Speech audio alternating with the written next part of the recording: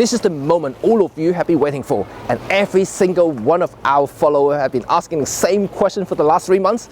Here it is, the OM-D EM5 MkIII.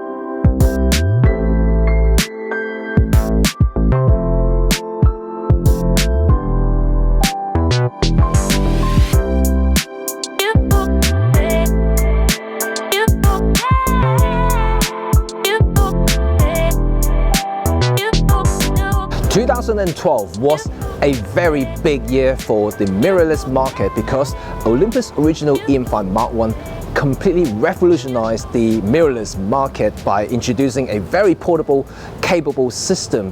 And then fast forward a few years, when the Mark II came out, it also added a lot of the video features that most of our modern day photographer really needed, just to do some videoing on the side. So it was a very popular, so EM5 series through the entire history has always been a very important step for Olympus. So one of the good things of EM5 series of cameras is the portability side of it. It means the size. So the latest camera didn't change a bit. It retains the same form factor, thank goodness. So in terms of the overall size, it hasn't changed much at all. In fact, if you look at this compared to the Mark II or even the Mark I side by side, you probably wouldn't even notice much of a difference. But when you look closer, then you start noticing some improvement. The grip is definitely more pronounced compared to the Mark II, which is a good thing because the EM5 has always been a very slim camera. So like if you got slightly bigger hand, it may be a problem for some.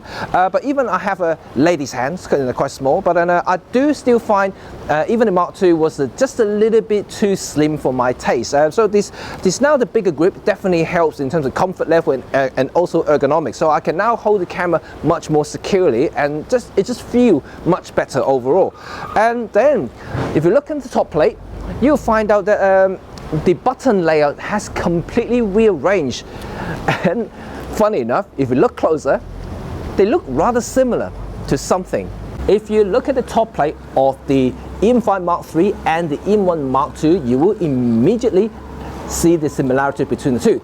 First of all is the drive mode button, and the on and off switch is now on the left hand side of the body, and the mode dial is now on the right, unlike the EM5 Mark II, which is actually on the left.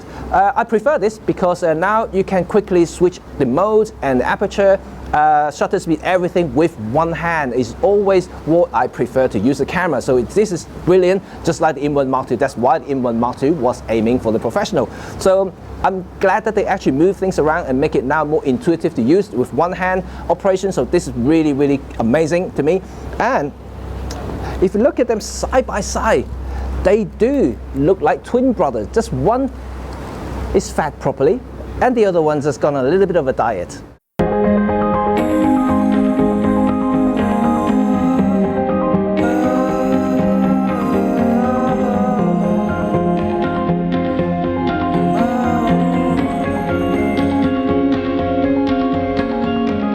There is some weight saving going on here with the Mark III, and now Olympus has decided to use polycarbonate top plate to reduce some weight. That's not a bad thing at all because the EM5 series has always been the landmark for what a Micro Four Thirds system should be, like portable, small and light, which the EM5 has always been the case. So now with a little bit more weight saving, it means that it is now definitely very, very portable system, and you can travel without having to kind of put some strain on your back and shoulder.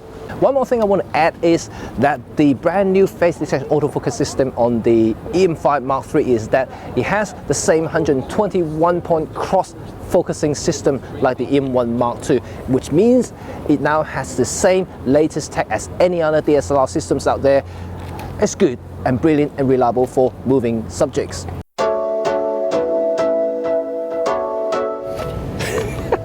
This is ridiculous.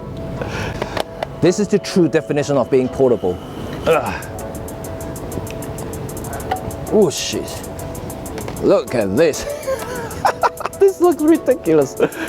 Being lightweight and small comes the downside when you're trying to fit something humongous. Just like a bazooka.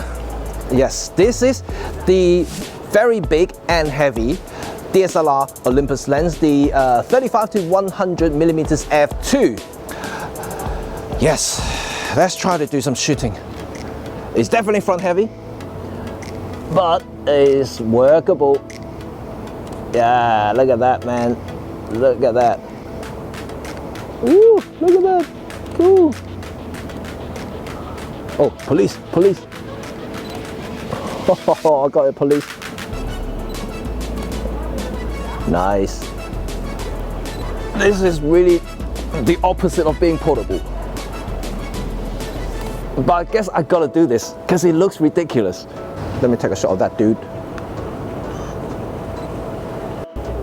Alright, cool. Oh man, don't fly, don't fly, don't fly.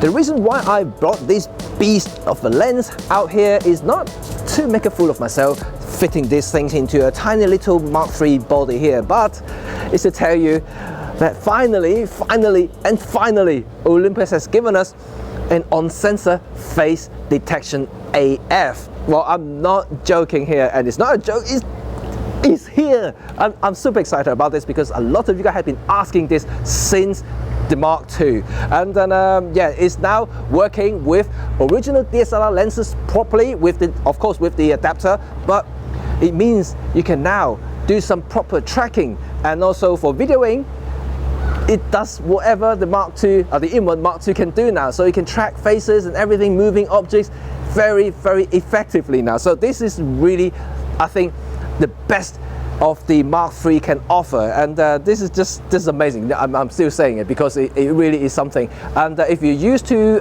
using all the non EM1 cameras like the Pen F, the EM10 or the EPL9 things, this will blow your mind out. And this is really a good system to use, and in a tiny body like this, it really is something.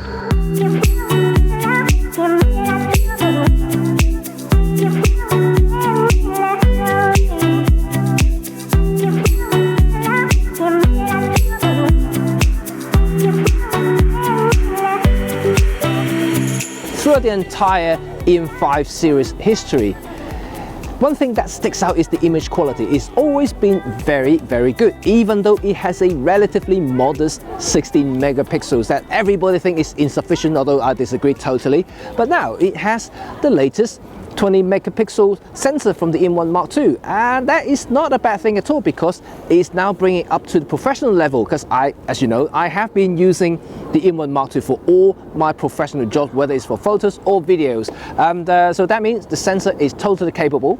It's actually very, very nice, and the color rendition is perfect. It's very saturated, very contrasty. I don't see a complaint there, and now it has it in this tiny little body, so which means it's good. So there's nothing to complain there. And now also has the tripod high-res mode, so 50 megapixel if you really need to use the sensor shift technology. That's also in this body as well. So you ever really need those minute detail that you want to crop all the way in that Kimmy likes, that certainly is something that you will be looking forward to in this latest body. Into the music, nailing to the beat, smiling distant strangers, winking on my feet. Then I see the moonlight sparkling in your eyes. Oh, my body's frozen and my soul's on fire. Let's talk about video. The latest Mark III camera is definitely a huge improvement over the original Mark II because it now shoots 4K ultra high definition in 24, 25 and 30 frames per second. In 1080 you can shoot all kinds of frame rate, 24, 25, 30, 50 and 60, including also 120 frames per second for some slow-mo work. Tracy's not a big fan of it, but yeah, I love slow-mo because it's so cool to see those little wing flapping and things like that, so it's pretty cool. And then the AF, obviously you've already seen the AF test. Now it works really good with this particular system, especially in continuous AF, because if you are a vlogger, want to film yourself with no one manning the camera, and this is absolutely a joy to use, because you can just point the camera at yourself, enable face detect, it will just track yourself within the frame, like in and out, left and right. It's absolutely just really, really good, I have to say. So that brings it to me that it's also good with using gimbal, because as you know that when you're using gimbal, AF is definitely very important, because there is a way to doing it by enabling certain kind of manually focused features on the gimbal itself, but only compatible systems are able to do that. But if you want to just do some really quick gimbal work while maintaining autofocus, the CAF is definitely critical, and the EM5 MkIII is brilliant at that, and it's really, really good, and I love it. Also, being a lightweight system, it's just good because you don't have to put so much strain on the motor, so the gimbal would last a lot longer, and also more stable as well. So yeah, overall, I think this is actually a filming beast. Sun up, sun down, I know now. Don't forget, EM5 is fully weather sealed, so yeah, no problem in the rain whatsoever. I know now. One more thing I want to mention is the EVF, the electronic viewfinder in the latest OM-D EM5 MkIII. Well, it's now using OLED, which is a significant improvement over the Mark II, because the Mark II was an LCD, so you can definitely tell different side. When you look at it side by side, you can definitely see it's way more contrasty. The blacks are deep black, so you can see more realistic pictures in the viewfinder, which is actually good. Very punchy color, very saturated, so it's very lifelike, which is I like. It's the same system as the EM1, I think it's the EM1X now, so this is really, really good. Even though the viewfinder size-wise, the magnification is as of the Mark II, so it's not large by any means, but at 2.36 million pixels in this sort of sizes is actually quite detailed, because yeah, you're not enlarging anything, so you definitely would enjoy using the viewfinder.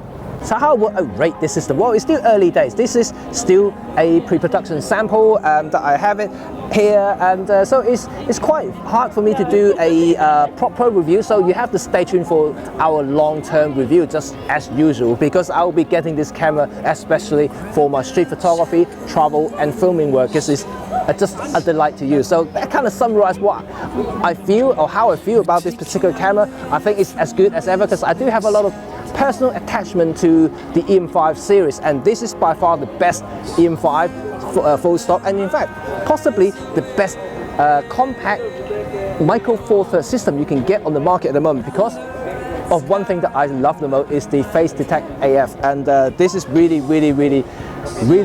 good. And I just have to say again and again, because now you can actually do some action work with this, especially on video. You can actually continuous tracking people's faces and things like that. This is just brilliant. I don't have to rely on manual focusing so much. I know if you are serious about filmmaking, autofocus may not be your thing, but on something like this is definitely critical and useful. However, there are a couple of things I want to highlight to you guys, which I haven't mentioned yet.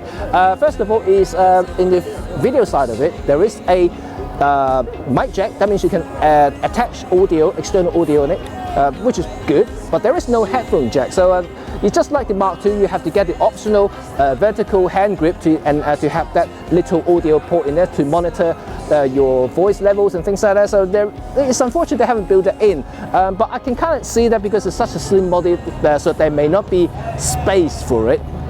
And secondly, I would still like to see maybe 4K 60, and then that's probably another thing I would like to see. But having said that, you know, I'm still happy, because you know, we've been filming everything with this sort of setup anyway, so there's no complaint there, but it's just something extra that I might like to ask. Hopefully future firmware update, I guess.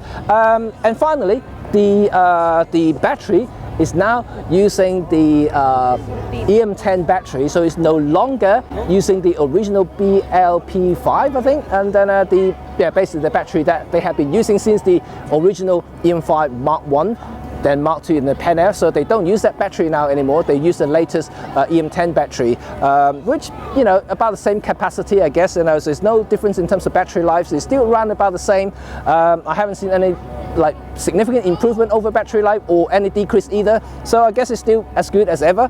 Oh, saying that though, yes, there is other features that I haven't mentioned about this camera, so I'm going to put the list there. You can see everything that I haven't mentioned, like Pro Capture, live bulb, everything like that. Oh yes, USB-C charger, not USB-C, USB charging. Yes, there's no USB-C unfortunately, but there's a mini USB port on the side. You can still use your power bank to power this power the battery or power the camera while using. So I guess it's not, it's quite modern. Although I would like to see a USB-C maybe in the next generation. Anyway, so hopefully you guys love this video, and don't forget to subscribe our channel by clicking that bell button there, enabling notifications so you know when our new video is coming out. So until next time, I shall see you soon. Bye bye, EM5. Woo.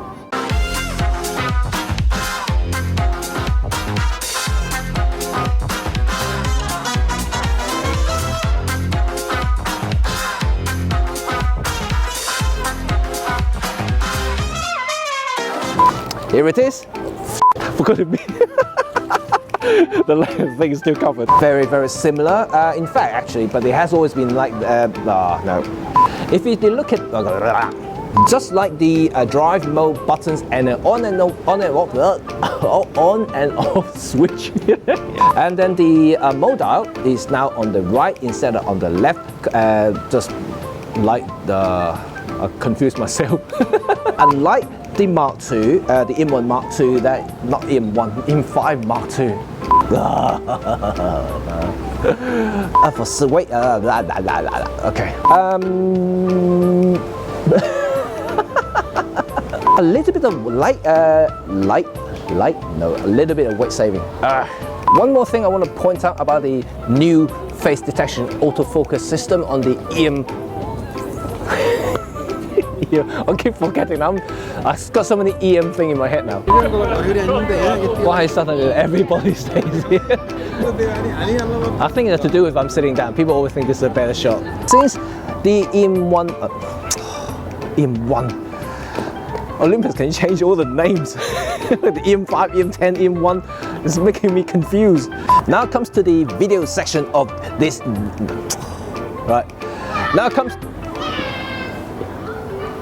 comes to the video section of. It can now shoot 4K. So what would be my rating for? Blah, blah, blah, blah, blah, blah, blah, blah.